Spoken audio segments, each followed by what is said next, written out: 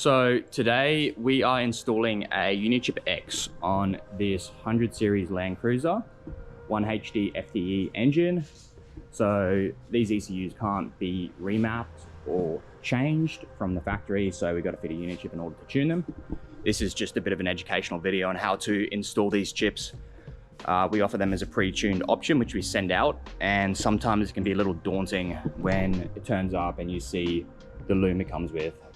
So we just thought we'd make a quick instructional video on how to wire these in and how we do it in-house to ensure that you've got no issues with first startup or anything like that. So when you get it, you've got the UniChip itself. Very straightforward. The loom. Now these are pre-terminated to suit the 1HD-FTE.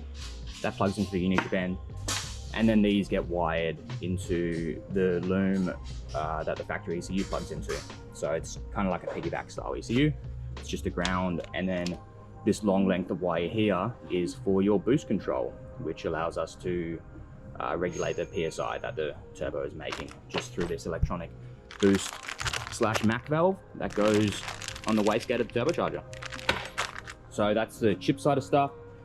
That's just a bit of backline for the boost controller. 5-map select switch. This goes in the cab and allows you to switch between maps, 1 to 5, just up and down arrows. It's a nice alloy little box. And that's just the loom to suit the 5-map switch. You also get 2 diagrams. So there's a diagram here, which I'll show you a bit more in depth in the vehicle to suit the FTE, and then just the diagram for the boost control solenoid as well. And the tools to install this. So pretty basic hand tools, pretty basic wiring tools anyway. We've got tape, we've got standard PVC electrical tape and like loom tape, like ferry loom tape. Also have a pair of wire strippers, pair of flush cuts, a little blowtorch thingy, just so we can heat shrink some stuff and shrink it down nicely. If you don't have a little blowtorch, you can, of course, use a lighter or a heat gun. And then just some screwdrivers to pull the glove box out and get access to the ECU. Also, we have a long piece of, this is actually stainless TIG wire, and we just use it to actually help feed the boost control wiring through the firewall. If you don't have a bit of wire, you can do it. This just makes it a lot easier. We just tape the wire to the end and push it through the firewall, which I will show you later. Alongside this stuff, you'll just need a few little bits and pieces of heat shrink, as well as some, small sockets, maybe like a 1/4-inch drive set or something, depending on what bits and pieces you remove to gain access to the wastegate of your turbocharger so you can fit your boost controller. Before we jump into wiring the UniChip in, we're just going to disconnect the batteries to this 100 series. So there's 2 batteries wired in parallel. We'll just disconnect the grounds off both sides and then just like push it out of the way.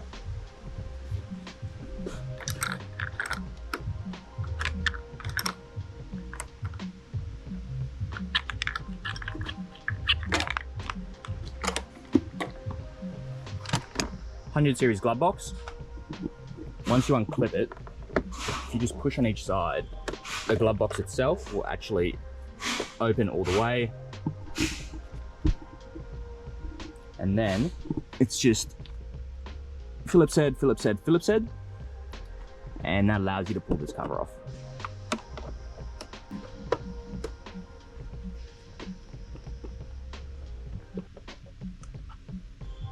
Three screws out. Pop the plastic past, and then unclip this little airbag disconnect thing from the back, push it forwards, and then feed it through. And often they also have a little glove box light that plugs in here. This one is disconnected. So this is your factory ECU here. We are going to be wiring the UniChip loom into the factory loom that goes into the ECU here.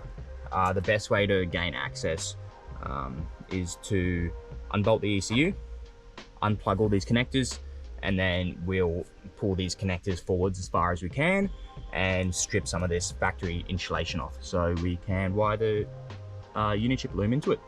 Pretty straightforward.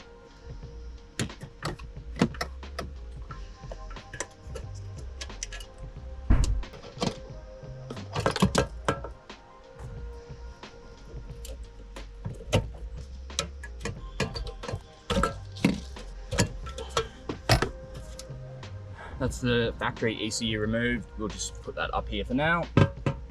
And as you can see, we have really good access to the connectors here.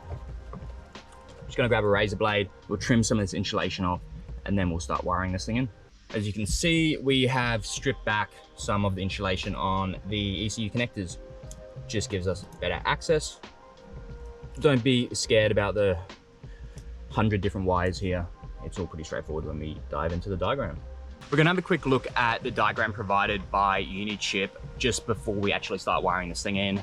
The diagram itself is pretty straightforward. However, if you've never actually looked at electrical schematics before, it can be a little bit confusing. So I'll just kind of run through what everything means and how we wire it.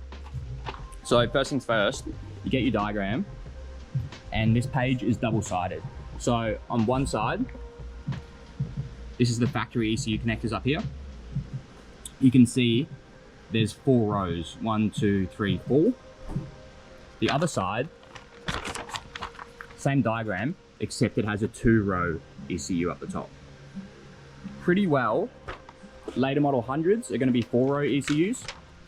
Earlier 100s and 79 series, Troopies, etc. are gonna be 2-row ECUs.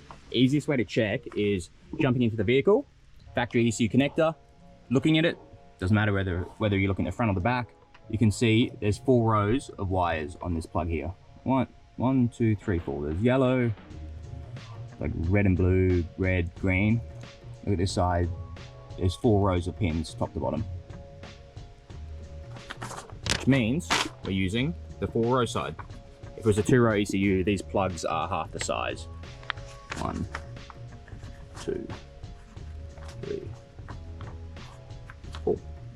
So, with the ECU plugged in how it sits in the vehicle, in the diagram here, if this is number 1, number 4, they correspond like this. 1 to 1, 2 to 2, 3 to 3, 4 to 4. We're just gonna unplug these one at a time and write the number on the side of the plug. 1, 2, 3, and 4. The UniChip diagram is based on colors. So if this is the factory ECU connector here, and this is a UniChip ECU connector this way, these wires running straight down from the factory ECU, they're gonna correspond to the wires out of the factory ECU plug here. And these are all looking at the back of the plug. So plug number 1, bottom left-hand corner, black and yellow. Bottom left-hand corner,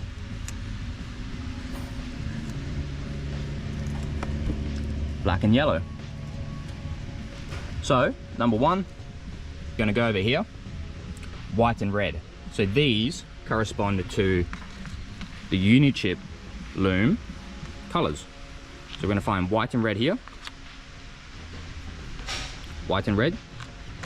That one is going to get joined to the black and yellow wire on the factory ECU. Pretty straightforward. That one, we're just gonna strip it back. We're gonna strip back the factory wiring. We're gonna join it. We're gonna insulate it, and then we'll move on to the next one. We're just gonna do that the whole way through. So they've got a solid dot here and an unbroken line. It just means we're teeing into it. So this factory wire keeps going into the loom, and we are just joining the UniChip wire into the factory wire.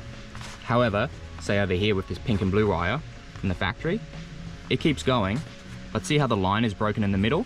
That means that we're actually gonna cut this factory wire, and then one end, yellow and black, is gonna go into the factory wire, and then the other wire here, black from the UniChip, is going to go to the other side of the factory wire. So instead of going straight through and being teed into it, it actually creates a loop.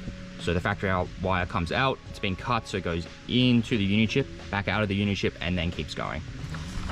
There's only a few of them, here, and here, and the rest of them are all teed in, as you can see by these solid dots with the unbroken line. We're gonna strip the end of the white and red, just a little bit, probably 10 mil. And we're also going to strip the factory wire right in the middle, just like that, that we can wrap the UniChip wire onto the factory loom wire. And then we're going to solder this joint And because we haven't cut the wire completely, we can't slip any heat shrink over it. We're just going to push this wire backwards and put a little bit of electrical tape on it. Grab your soldering iron, a little bit of solder on the end.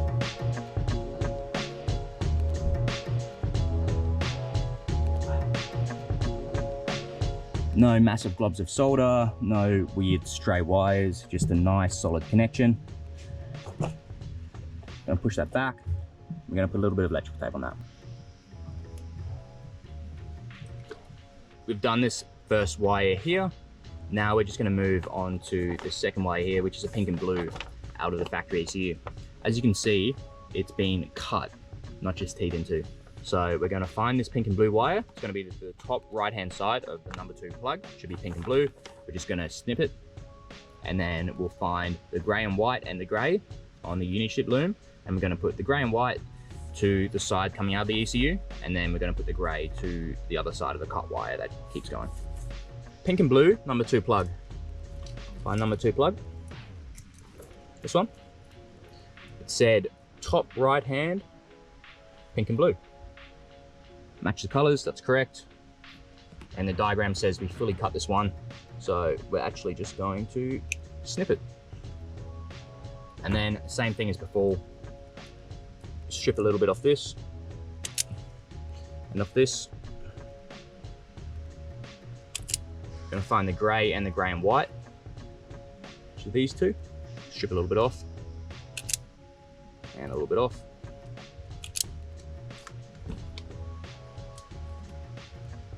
Because we've cut these wires fully, we can put some heat shrink on them. So I'm just going to strip of heat shrink like this, and then just cut off pieces as you need them. I'm going to slide the heat shrink down the wires. So once you've soldered it, we can slide it back up and shrink it down. Looking at the diagram, the side out of the ECU that we've cut goes to the grey and white. So with the grey and white, grey for white stripe, goes to the factory ECU side. And then the other side, just the grey, goes to the car side of the loom. Soldering iron.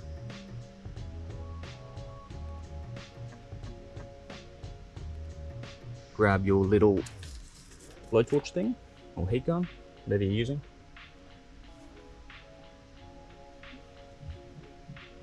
I'm going to slide that heat shrink over that joint. Center the joint in the middle of the heat shrink. Try not to catch the car on fire.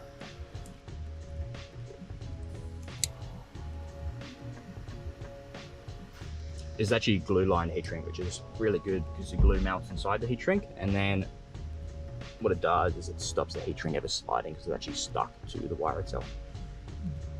So pink and blue done. Next, looks like red and yellow, which is only one, like the next wire down on the plug here. So we look at the one we just did. It's the one wire down. ECU diagram, sorry, says the ECU has a red and yellow wire there. Look at this, one wire down, red and yellow. And this one has also been completely cut. We got pink and white going to one side, and we got just pink going to the other side. So exact same process as a minute ago. We're going to cut that wire right there, strip the 2 pink wires, join them up, heat shrink it.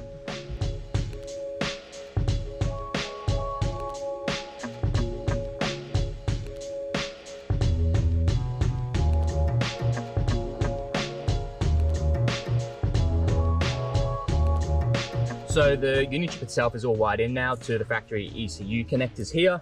What we're going to do is we're going to whack the factory ECU back into its original location, and then we're going to tape all this wire up and do a bit of cable management as well.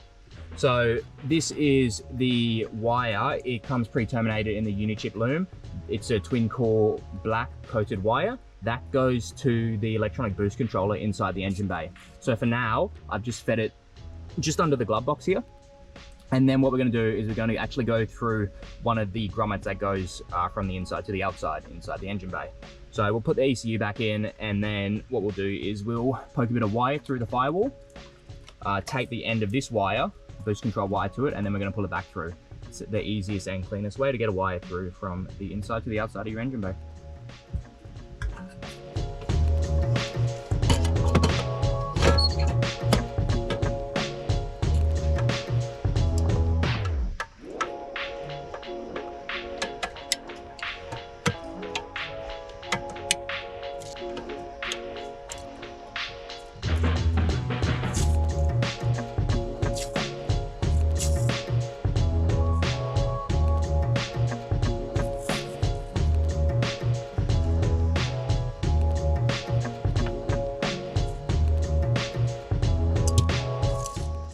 Cool. ECU's back in.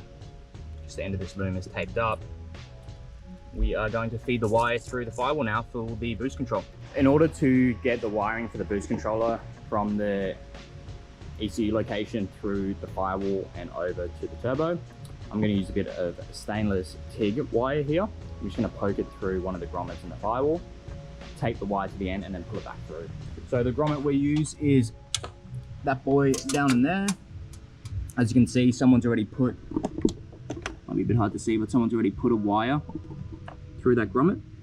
So we are just going to stick it through the same hole there. And fingers crossed, if we do it all correctly, the wire should pop itself out down in this corner, exactly where we need it to be.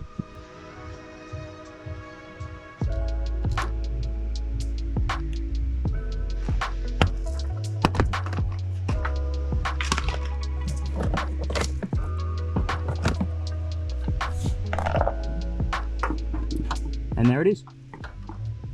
So what we'll do now is we're going to tape the end of the boost controller wires to the end of this.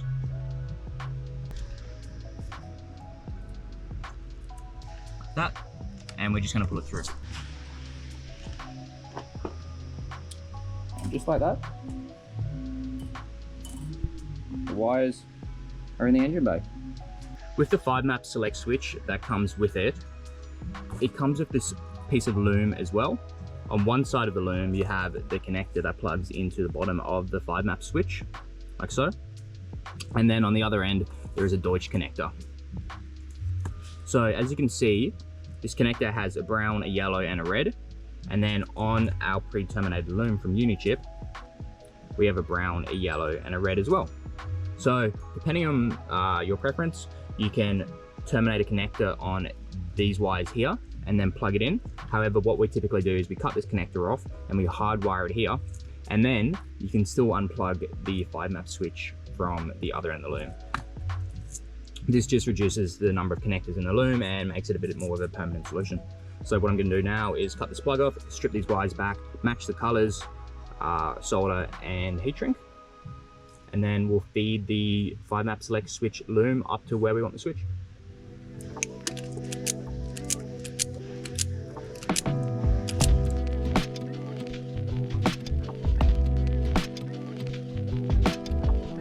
Nice and professional. This is the electronic boost controller / Mac valve that comes with the UniChips. This is what you get in the box. You get a little rubber isolator mount, so you don't feel the vibration through your inner guard. You've got the silicone hose to hook it up, and you've also got the 2 barbs and the little brass breather silencer thing that goes on the side, as well as a plate mount. 1, 2, and 3. So for this application, we're going to be using ports 2 and 3, and port number 1 is where the breather goes. So you've got your 3 little brass attachments here. We're going to put a little bit of sealant on the threads of all of them.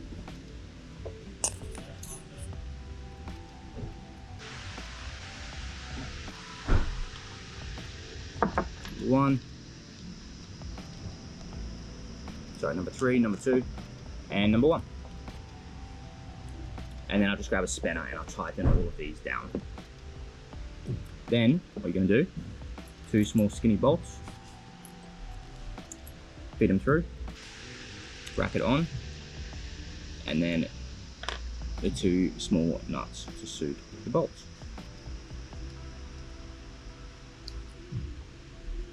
Just like that. And then this gets mounted on here. Then that whole thing goes on your inner guard. So we're going to mount the electronic boost controller to the inner guard here, and then we're just going to run the vacuum line from the brass barbs here down to the turbocharger in there. So in order to mount the boost controller, we use this little rubber isolator. Toyota luckily usually have, I think it's an M8, just like threaded holes or nuts in the factory inner guard. So 100 series I know for sure have a hole here just in front of the brake booster. So find the hole and screw the rubber mount into it. I'm just going to whack the vacuum line on the barbs first so that it's easier to get to. Just like this. And then when we run it down towards the turbo, we're just going to cut it to length and push it onto the turbo barbs. So one side, which is number 2 here, the wire side is going to go to the wastegate. A good rule of thumb is wires to wastegate. So the side the wires come out of the Mac valve is the side that goes to the wastegate. And then this is just boost reference. So it just comes off the brass nipple on the front of the turbocharger. So boost in, gets controlled by the little electronic diaphragm in here, and then out to the wastegate.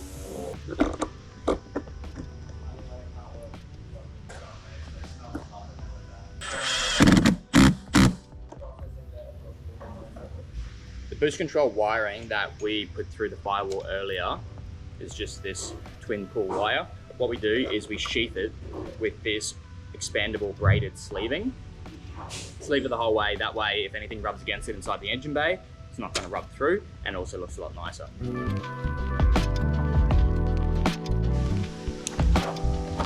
Run the wires for the electronic boost controller along the firewall here. You can see it with a nice braided sleeving.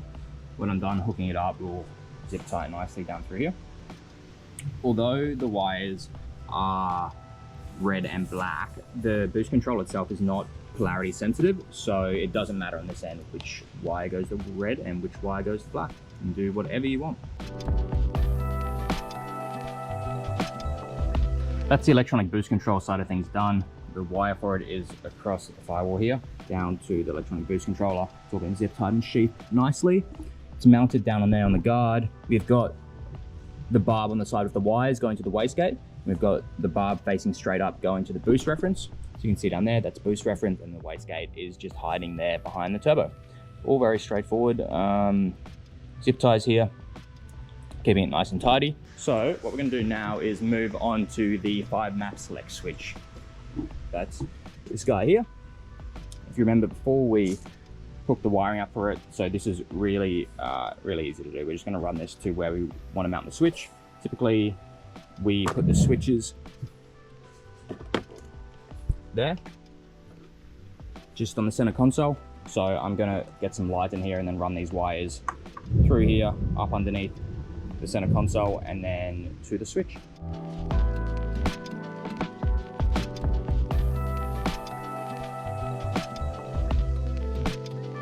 Five map select switch has been installed in the center console here, up, down, and then we've just notched one of the empty switch locations for the cables to go through.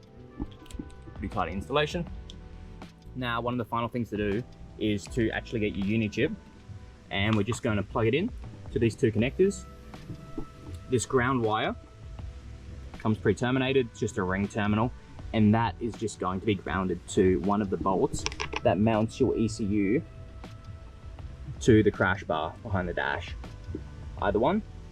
That is just an extra ground for the boost control. And we're just going to leave the UniChip hanging for now, as the tuner needs to plug into this connector here. Once it's all tuned and done on the dyno, we can then tuck this UniChip up behind here, out of the way, and then put the glove box back in it, and we'll be done. That's what the chip looks like, all plugged in. The connectors are different sizes, so they can only go in one way. And we have the ground connected up here to the ECU mount. So if you've wired it in correctly, your vehicle, once you've reconnected the batteries, should start. Once you start it, we're just going to check a few things. The main thing we find when people wire these incorrectly is the throttle won't work, or the vehicle will crank and not fire. So we're going to make sure it fires perfectly. I'm going to make sure the pedal works. Easy as that.